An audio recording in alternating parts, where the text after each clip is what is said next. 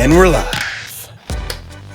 Hey guys, it's your boy Reggie with RTJR Productions, and today I'll be filming my 4th episode of ScreenFax. On today's episode, we'll be discussing what it means to be a part of the U.S. military, but we're actually going to take a deeper divulge into discussing what it means to be a black man in the U.S. military. So joining me today are two special guests of mine, two really good friends of mine. One is in the Navy. His name is Shay McFarland. The other one is Dejan Plummer. He's in the Army. And what's up, guys? How y'all feeling today? Good, man.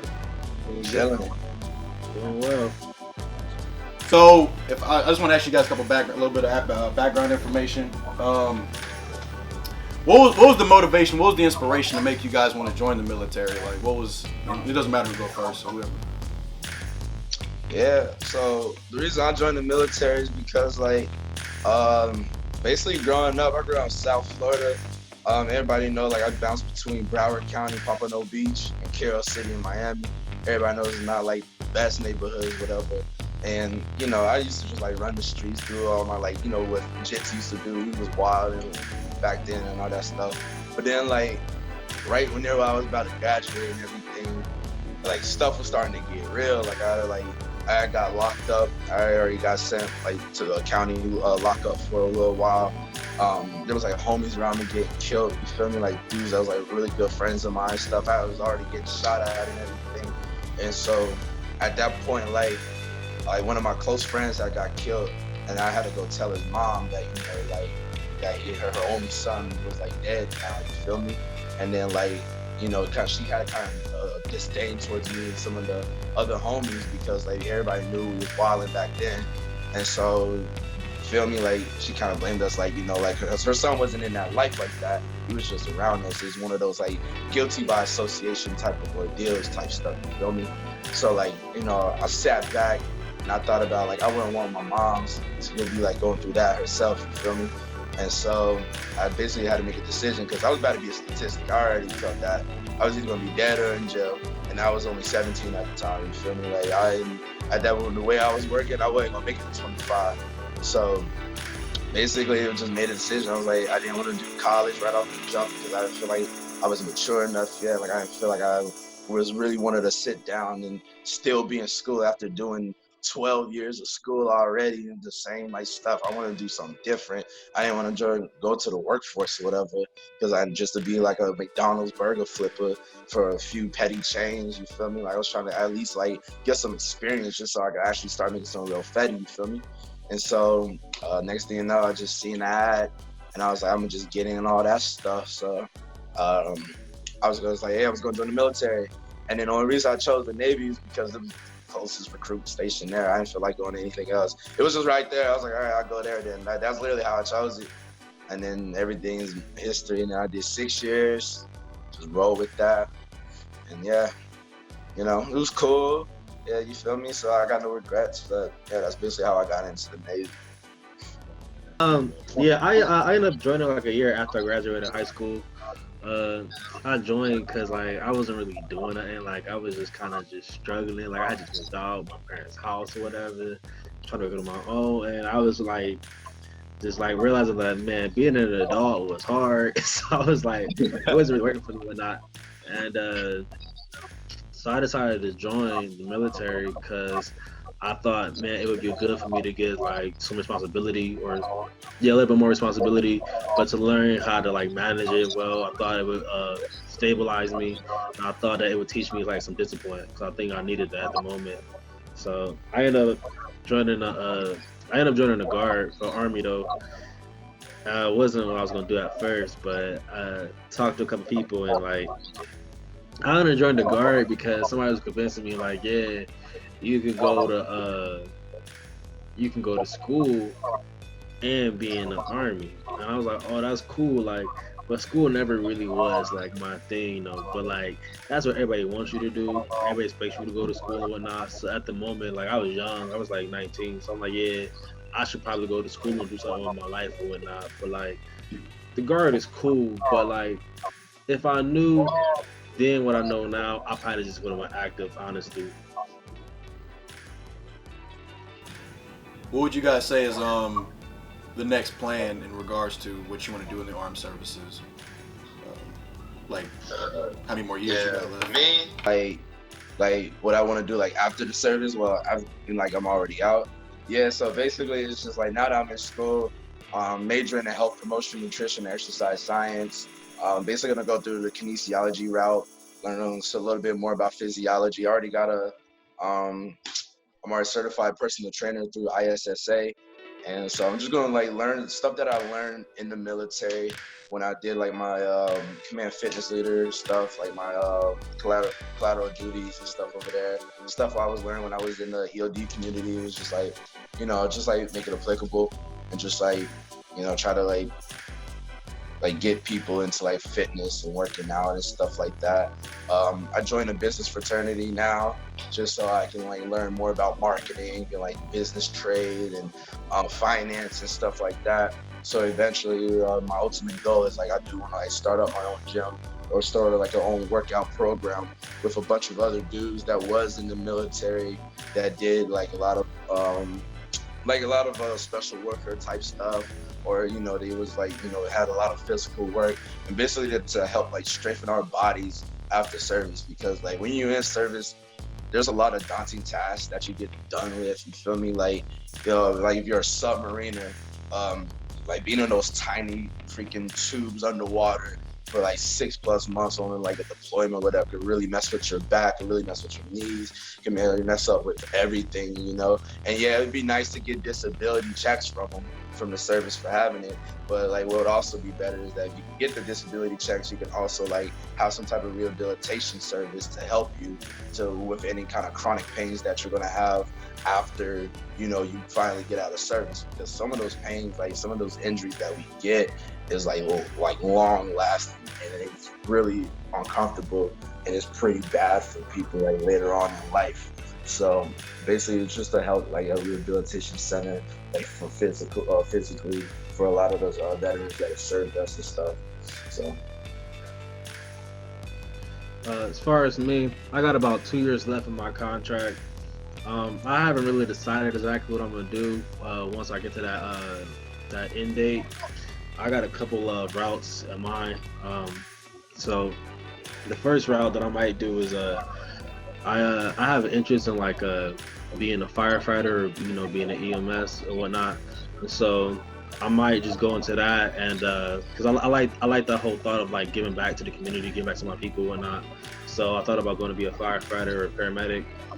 So that's one route, and then another route is that for the Army I do IT stuff.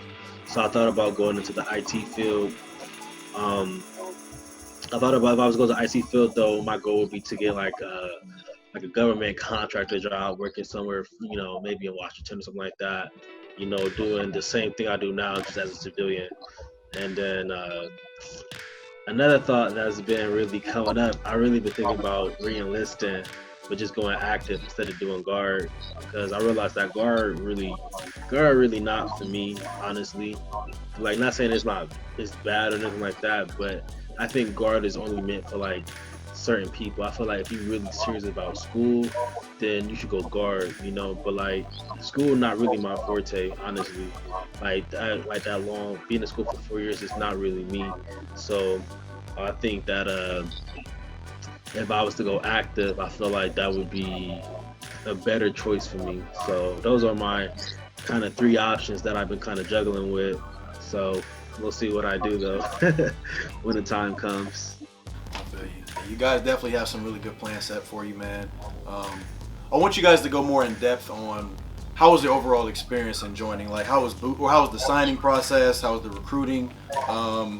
Was boot camp, like, I mean, obviously it was harsh, you know what I mean? I know it was a lot, but like, what all did you guys? Let me tell you about my recruiter, man.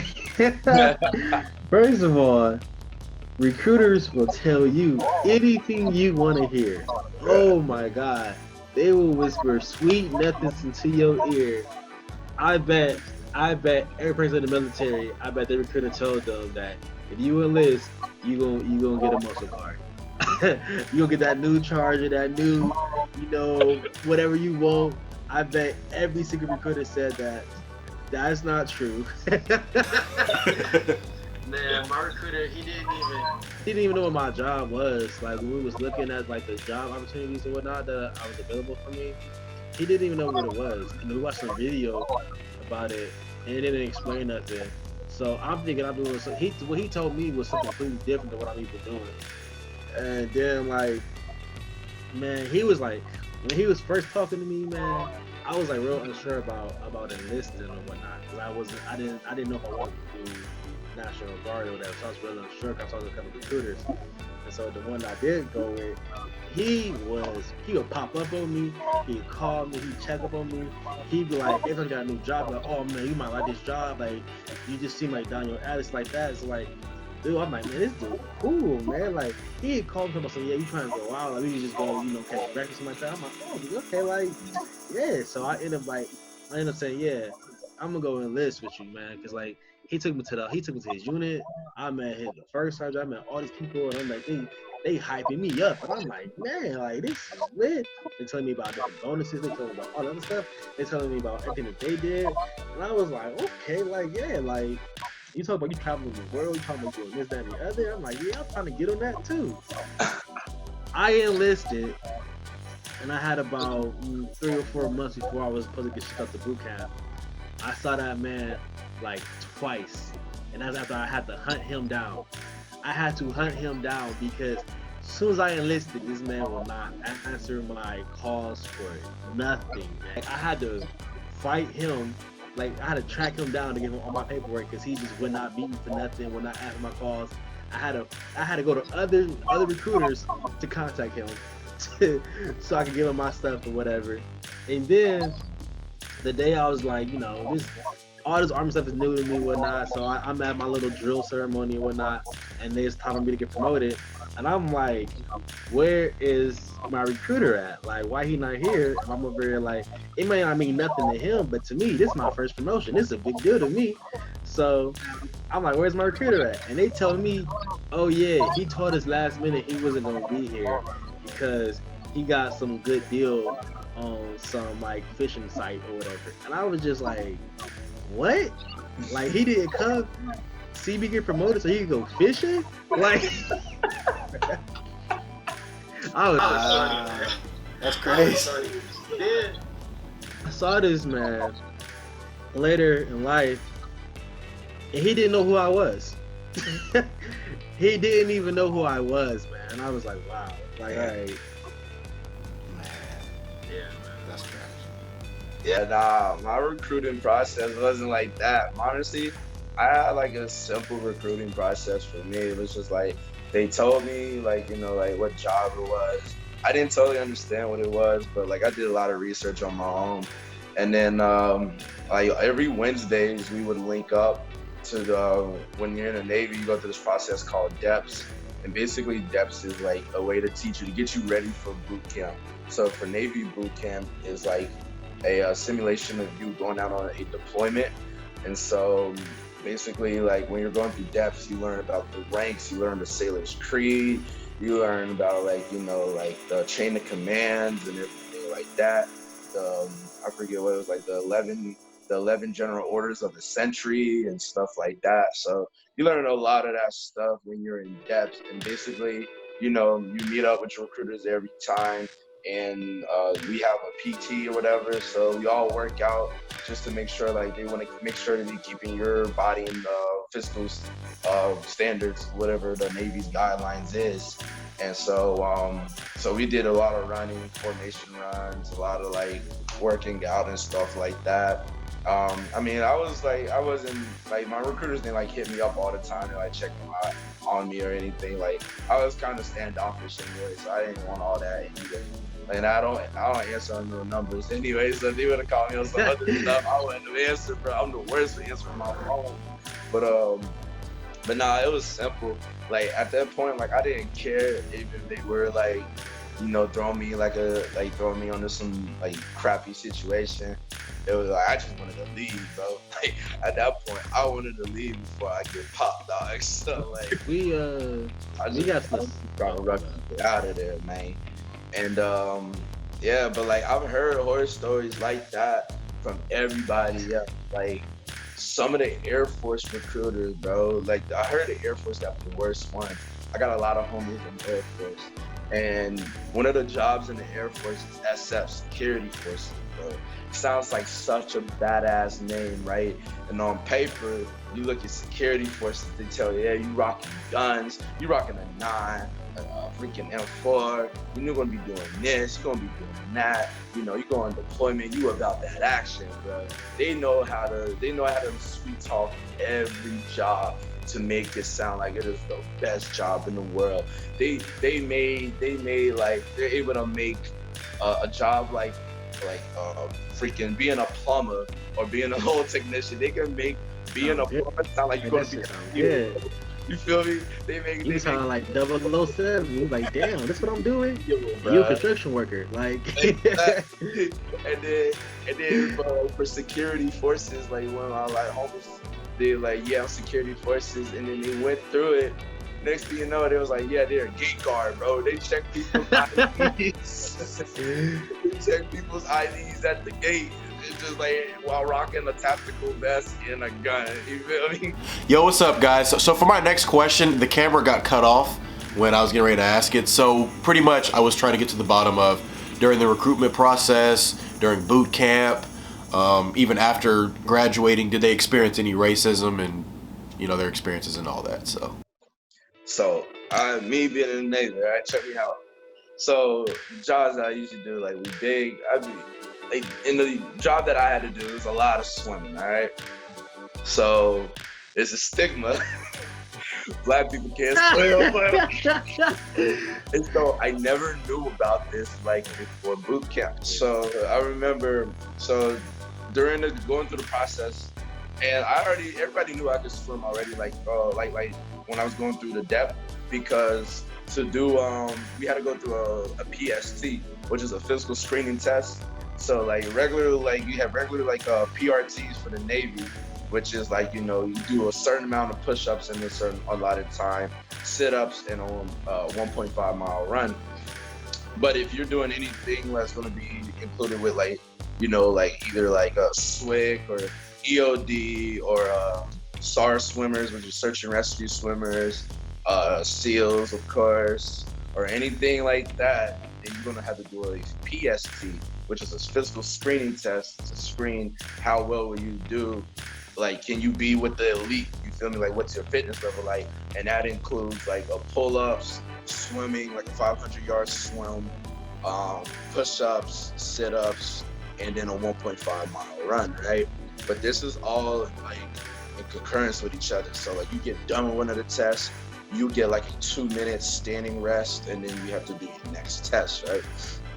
And so before we did all that, there is one of the we had this one thing where we go to the pool, and there's like this platform that's like, it's pretty high up in the air, but you have to jump off this platform into the water.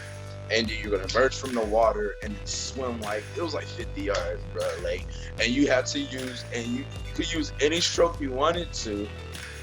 But if the divers felt like you were being unsafe, and like you wasn't gonna make it, then they'll make you do the backstroke, right? And so I was like, all right, this is cool, dude, whatever. So it took me a while before I was able to go, bro. But I don't know, I was like, when people was like, yeah, nah, bro, like, I heard someone say, bro, like, they're like, I can't swim. And I'm looking, and I noticed the pattern, like, a lot of people that said they can't swim were black. And I was just like, I didn't think nothing of it. But in this time, though, we had this thing called a kiddie pool. If you failed to jump and you couldn't swim, they make you go to the kiddie pool for swimming lessons, right?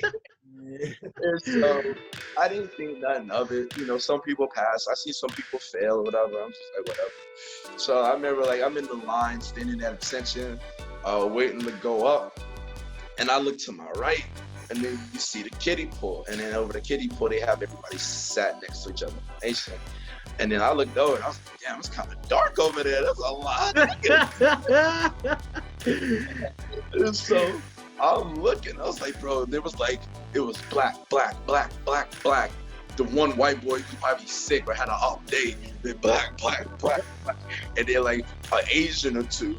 You know what I mean? I was just like, man, damn. I was like, can niggas really not swim? I was like, so I go up to the platform, bro, and I I hear someone in the back, they were like, yep, you gonna drown. I was like, they instantly thought my ass was gonna drown because I was a dark skinned male, you feel me? Like, they was like, oh, he a dark, and that boy's gonna be in the bottom of that pool, bro. I'm like, whatever.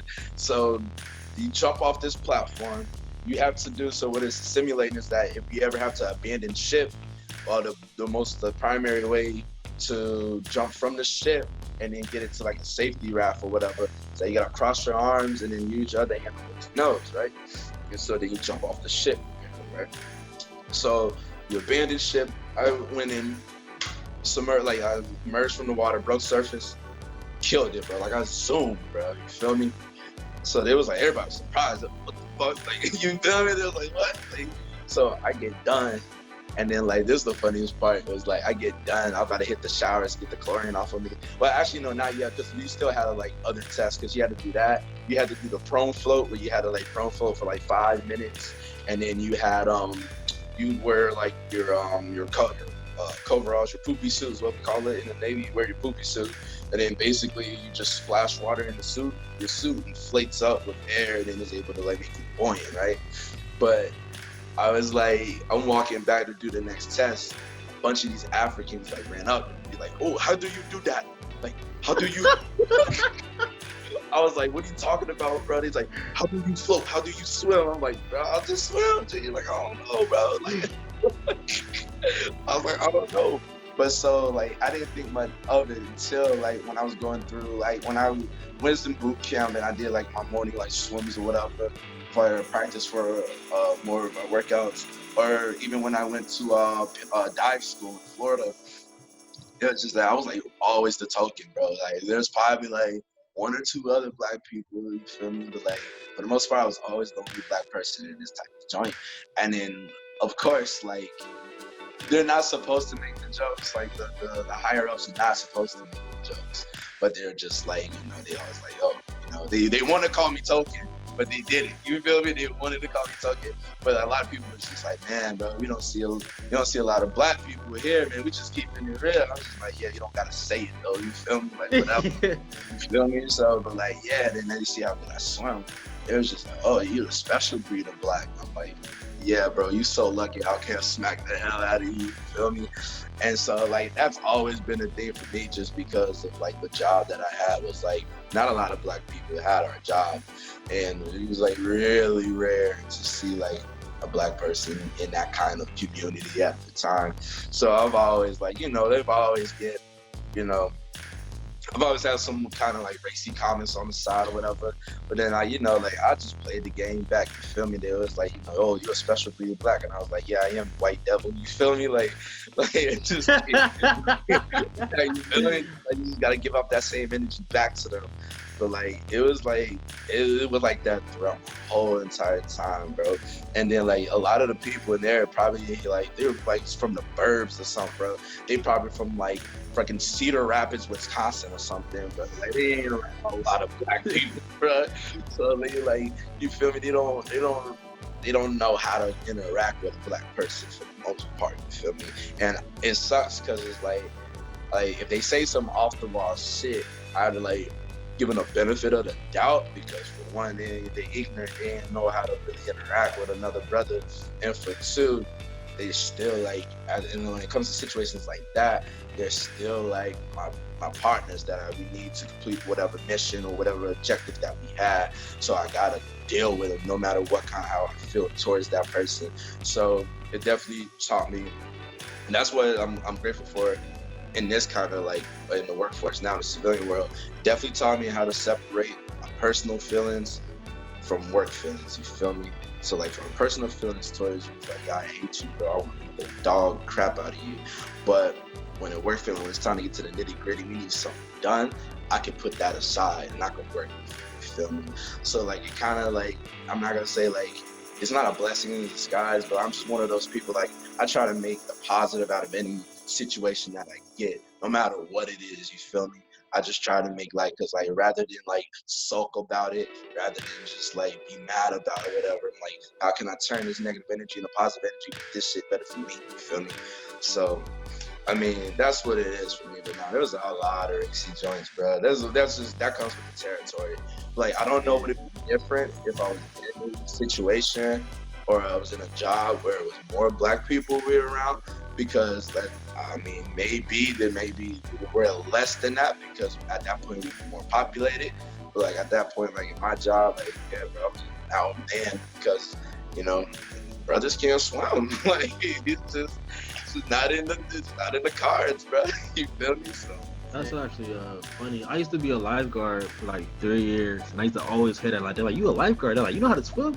I'm like, "Yeah." They're like, "Black people don't swim." But I can only imagine though, like having like doing it all the time though, as like in the Navy. But nah. But racy stuff, man.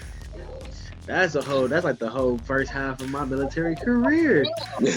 Honestly, no, like I was like saying like when you go to like in processing or whatever, like those first those first couple of weeks, first couple of days you don't swim and whatnot.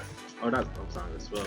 You don't sleep, man. So the first night we got to get our beds and got to get like a couple hours of sleep and whatnot. I'm like, yeah, like finally, like I'm tired, man. So it was like so when you were in processing, it's a lot of soldiers. I think my company was about 500. It's probably about 500 soldiers or whatnot. And so like they was putting us, they were separating us in like different buildings and different bays and whatnot. So the bay that I also happened to be in was majority black. And the other bay was, I really don't even know who was all in the other bay. I just know that wasn't my bay. I just know though that some dude walked in and he was like, "Hey y'all, it's some white boys out here saying, can I say the N-word?" I've been saying the N-word all. Alright. Alright, so bro. yeah. I was trying to be respectful. I already know I did 50 times, too my bad. But yeah, so some dude walked in and he like, "Hey y'all, it's some white boys in the hallway screaming, 'All niggers must die,' or 'All niggas must burn.'" It was something like that. And I was like, "Who's saying that?" So we all getting up. We about to go teach them a lesson. Like this, come on, man. We only 3 days. We only been here for 3 days together, man. Like, and that was my first taste of that. That didn't go nowhere. That stayed down throughout the whole time.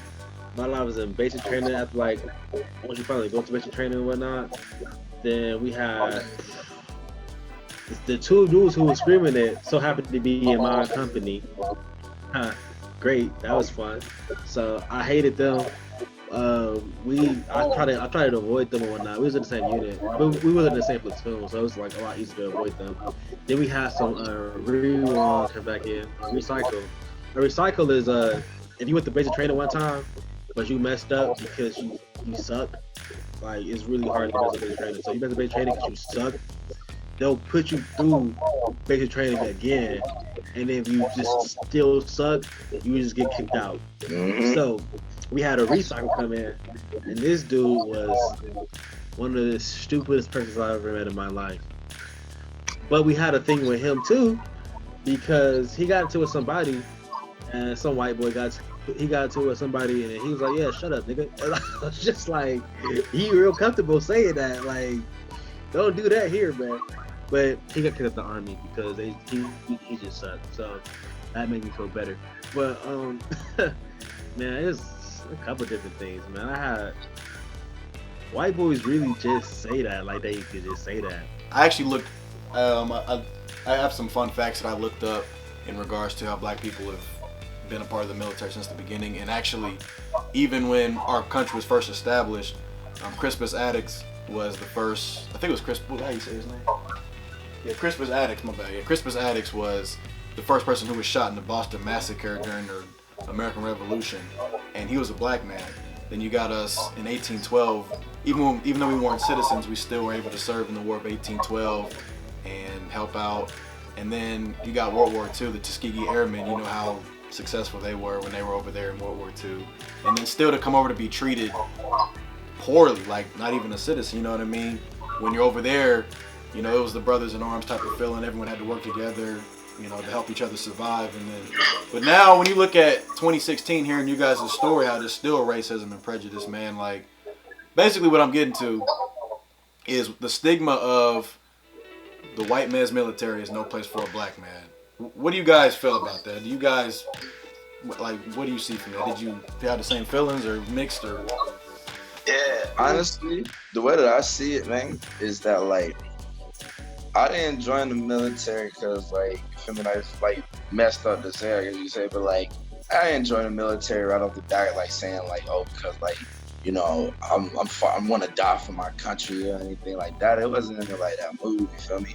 I didn't join the military because like I wanted a Camaro or anything like that. You feel me? Like I just like I assessed how I needed. You feel me? Like my life, I needed order. You feel me? I needed something to like really put me on track to like, you know, like to where I want to be. Because like I said, like at that point in my life, bro, like I was gonna be dead or in jail. You feel me? I was gonna be a life bid or some joint like that. And it was just at the end of the day, it's like you don't have to join the military because like you want to be the most upstanding American you possibly be. Like you don't have to follow that rule or that not rule, but that saying that, you know, don't ask what the country can do for you, ask what you can do for the country type joint. Like at the end of the day, majority of people join the military just because either they messed up in school and they couldn't get in a good college, or they just don't want to go to like work or whatever. They run work off the back. Is that they want a really good job somewhere, but they need experience. But no jobs is willing to hire someone that don't have experience because they're not giving them a chance, even though they need experience. Like, you know, that BS. You feel me? The same college stuff. Some people just don't like not built for college. You feel me? Like some people just don't enjoy being in school, bro. And it's just like, you feel me? Like there's other lanes you can do. Military is a quick escape out. You feel me? Like what I say, like, you know, like should people join the military if they want to? Yeah, sure. Should a black man join the military if he feels like it's gonna get on the head? Sure, why not, bro? It's all part of a hustle. A real hustler is willing to sacrifice stuff just so they could like make profit later. You feel me? And it's like, I didn't have to sacrifice my pride and none of that joint, you feel me? Like, you know, like we talked about the racism stuff, but like, you feel me? Like I still chat people if I need be, you feel me? I still didn't let people walk all over me on some like rah-rah stuff, especially when I got in the fleet. In boot camp, I tolerated the BS for a little minute. It's 2 months out of my entire year. And in all my other trainings, they treated you more like an adult. They see what you can handle. But like, it's one of those things, it's like, if a black person wants to join the military, if he thinks he can get ahead with it, then do it. Because at that point, like they give some of all the benefits you can get. Like, you feel me? Like you can go to school, you can get like, you know, like the military discounts everywhere and all that joint. And like, even though it's not like grand in the grand view of things, it's not like you're saying like, yeah, deal with racism just so you get all these benefits. I'm not saying that, but I'm saying is flip it. I was gonna say that the military really is a it's like a use situation for real. Like I feel like it's like a give and take situation, honestly.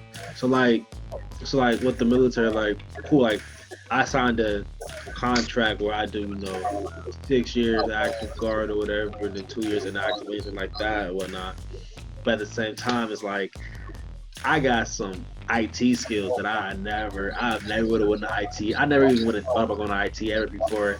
I got a security clearance. Like I got stuff that like once I get out the military, I can go get a job working for the government now. Yeah. A lot easier because I'm already in the military. Like it's jobs that I already had in the past, and they was like, oh, we're hiring you because you're military. Like so, like it's definitely like I feel like I feel like for real, I feel like this is America, honestly. So you really gonna face racism anywhere. Honestly, being black in America, that's what it is. Like, you know, that's all it is. But like, I feel like the thing that I like about the military is that like you can really use it as a stepping stone. Like now, some people really argue like that whole I'm gonna do my 20 years in. That is still good in itself. You can do your 20 years, get full benefits, all that other good stuff, get a retirement check, leave at 40 something, and go start a whole other career. And do another 20. Like one of my first I just retired not long ago, and he did that. So now he turned 60 or whatever, he gonna get 2 retirements, you know? So like that's one thing I really like about the military, because like if you use it correctly, you can really get ahead in life. There's no reason for you to be like back in the same spot if you use it correctly, you know? Like whatever works for you, you know? Can I say one last thing? Go ahead. All right, so like this whole conversation, I don't want nobody to think that we just dissing the military, that we just saying it's so terrible or so racist or whatever. It's just a couple experiences that we experienced. Like everybody's not like that. Everybody's not on that level of small thinking. It's just a couple of things in our military career that really stood out to us, though. Yeah. So I don't want to, like, if you want to join the military, I don't want to discourage you to do that. And after you feel that's your calling, they won't do that, you know? Facts. That's all it is. Like, just with everything in life, man. Like, you got pros and you got cons, bro. You got pros of the military, can really help you boost where you're trying to go in life. Cons of the military, you're going to deal with BS. At the end of the day, you're going to deal with BS everywhere you go. When you get a job at Wendy's, if you get a corporate job at Google or freaking Apple, if you get the job in the military, you're going to deal with racism. You're going to deal with BS. You're going to deal with people talking at their neck at you. And you feel me? And like, no matter what job you go, it's the same. What we said about, like, we got to separate our work feelings from our personal feelings. You're going to have to do that at any job, because if you punch them out, you feel me? Like, was that person worth, like, they called you a nigga, was they worth that $80,000 a year you was making? You feel me? And now you back at flipping burgers. You feel me? So, like, it's just like, yeah, we're not dissing the military. Like, we grateful that the military did provide us. You feel me? We used it correctly. Just at the end of the day, we gonna speak up about the bad stuff. You feel me? Just like, you know, this is what we gotta do. We stay quiet about it. That's fate. And we ain't built fate. You feel me? So that's how it is. But no, I really appreciate you guys for coming on. You guys said some really positive things. You guys clarified a lot. For anyone, like you said, that wants to join the military, this is definitely good information for them to decide whether that's the right path for them. And like I said, I really appreciate you guys for coming on. And we're gonna have more episodes. We're gonna talk about more stuff. So, if you guys enjoyed the episode, leave a like, and comment. Please subscribe. And if you have any more questions, just leave it in the comment section. I'll contact both of these guys, and they'll let you know whatever the answer is to your question is. And yeah, another episode of ScreenFax, guys. And remember, guys, no matter what you do or where you go, the camera's on.